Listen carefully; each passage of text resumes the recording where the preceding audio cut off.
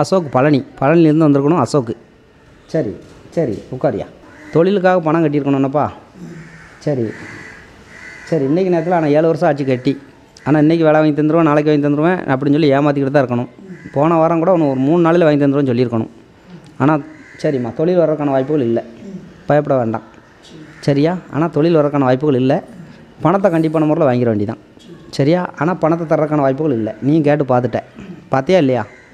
சரிம்மா உனக்கு வேலையை தான் வாங்கி தருவேன், துட்டு தரமாட்டேன்னு தான் அவன் சொல்லியிருக்கணும். ஆனால் இதுவும் 7 வருஷம் ஆச்சு, ஆனால் வரல.